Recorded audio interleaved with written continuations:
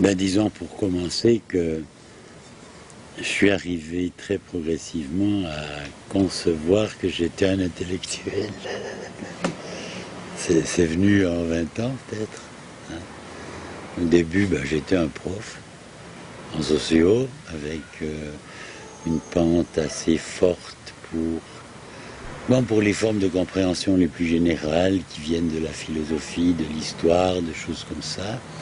Mais je ne pensais pas que j'avais un rôle d'intellectuel dans la société. Je pensais que j'avais une place de prof dans une classe de cours à enseigner des choses qui me paraissaient essentielles pour la formation des étudiants. Et j'ai toujours enseigné à l'université, à part au tout début où j'ai fait des remplacements à l'école primaire, dans des classes multi-âges de village, etc. Puis j'aimais bien.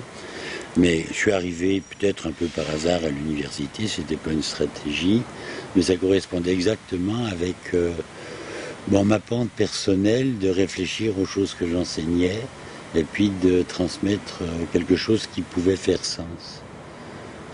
Et puis qui se présentait un peu dans un premier temps comme une synthèse de ce que j'avais lu pour le transmettre.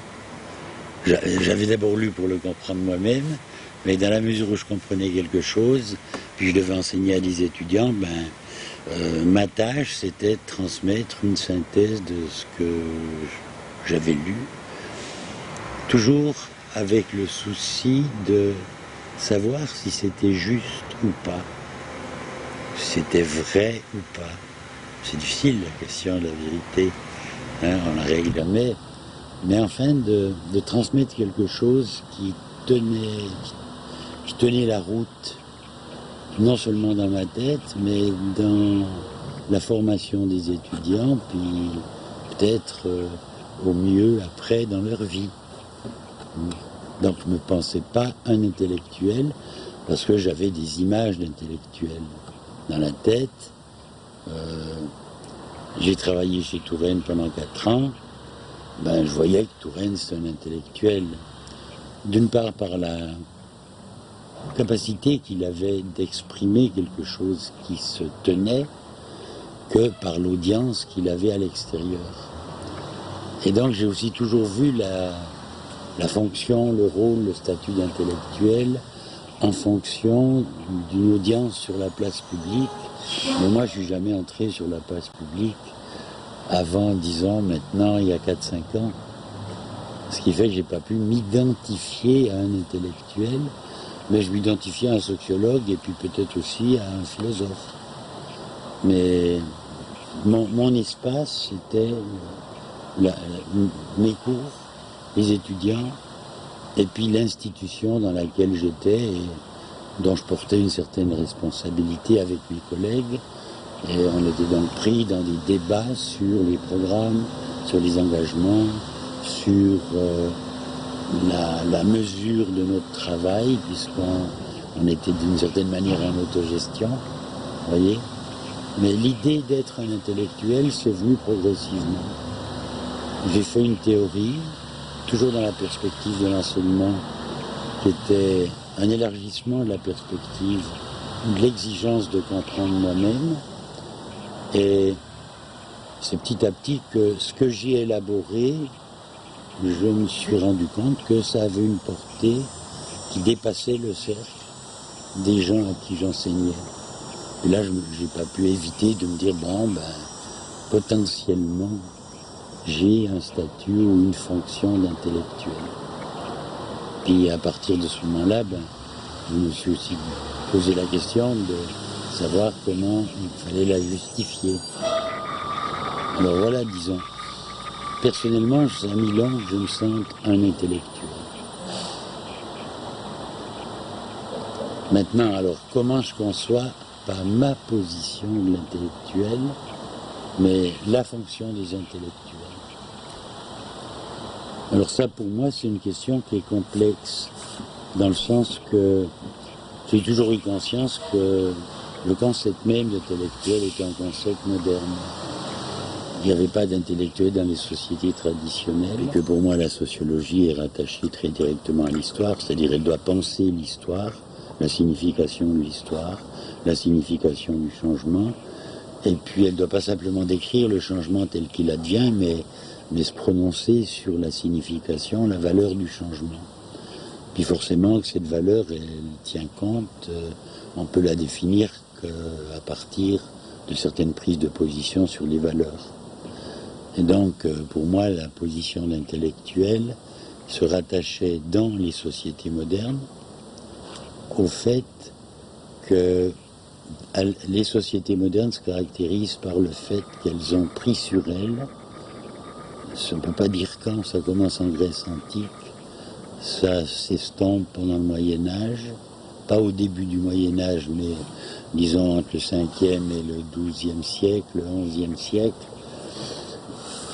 le débat sur les valeurs et sur l'organisation de la société en fonction des valeurs est estompé par le fait qu'il y a une référence à la religion, à Dieu, comme origine des valeurs et des normes. Et donc, dans cette situation, il n'y a pas la possibilité d'émergence de l'intellectuel au sens qu'on donne maintenant au concept. Et puis je reviendrai peut-être dans le cadre de cette discussion sur la question de savoir si ce sens-là est encore valable maintenant. Alors, pour moi, l'intellectuel, c'est la personne qui réfléchit dans la situation historique, sociale, où il appartient à la société elle-même de décider des principes qui vont justifier son action. Et il s'agit d'une action très particulière, d'une action, disons, pendant la modernité, de caractère législatif. C'est-à-dire la société prend sur elle, c'est-à-dire arrache à la tradition, aux autorités traditionnelles, que ce soit les autorités civiles, mais surtout les autorités religieuses, et derrière les autorités religieuses à Dieu, la liberté de penser ce qu'elle est et donc ce qu'elle doit être. Et l'intellectuel est celui qui articule ce discours. C'est celui qui initie à destination de tout le monde une recherche, une réflexion, des raisonnements permettant de définir les finalités de la vie commune et les manières plus pratiques de mettre en œuvre ces finalités, notamment dans les institutions. Les grandes institutions, c'est le droit, c'est l'éducation, c'est même l'armée, c'est la fonction publique, c'est l'art qui est instauré dans une certaine position sociale par une attente qui est collective. Puisque j'ai parlé de l'art, on ne peut pas oublier que dans les sociétés traditionnelles, et puis pour ce qui est de l'Europe jusqu'au XIVe au moins, l'artiste n'est qu'un artisan qui obéit à des commandes, qui est habité par des formes traditionnelles qu'il s'efforce de réaliser au mieux de sa compétence et aussi de sa conscience. Il porte un jugement sur la qualité de son travail, mais il n'est pas maître des finalités auxquelles est destiné son travail. Il obéit aux commandes, il obéit à l'idéologie ambiante, il obéit aux autorités sociales qui passent les commandes. Dans les sociétés traditionnelles, les commandes, c'est essentiellement l'Église, et puis la noblesse, etc. Et l'art a essentiellement une fonction d'illustration des différentes valeurs qui sont véhiculées dans la vie sociale. Alors avec les temps modernes, encore une fois, ça commence en Grèce, ça s'estompe, ça revient en force à la fin du Moyen-Âge. La production artistique émerge de la production artisanale comme chargée d'une mission sociale qui est reconnue par la société. Et puis, on assiste à une autonomisation progressive de la notion du beau par rapport à la notion de la vérité. Il y a comme une dissociation de la connaissance scientifique et de la capacité d'expression esthétique comme ressortant de deux idéaux différents, pas contradictoires. Idéalement, ils doivent être harmonisés, mais qui sont plus la même chose. Et du même coup, le statut de l'artiste s'augmente dans la société. Il devient un personnage auquel on reconnaît des dons, éventuellement du génie, ce qui était rarement le cas en ce qui concernait les artisans. Puis là, dans ce que je connais, dans les livres que j'ai lus, pour ce qui est de l'Occident, il me semble, j'ai lu que la première fois qu'on voit dans une œuvre apparaître la signature de l'auteur, dans le courant du Moyen-Âge, c'est-à-dire la conscience de l'auteur d'être responsable de l'œuvre, de sa beauté, mais aussi de sa signification.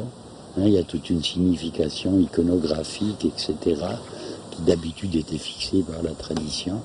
La première fois qu'on voit apparaître ça, c'est une petite phrase qui a apparu lors de la rénovation du tympan de la cathédrale d'Autun, qui est une cathédrale gothique, mais encore un peu dans la transition du roman, où au bas d'un tympan absolument magnifique, tout petit sur le côté d'une figure, il est marqué « Gislebertus hoc fecit ».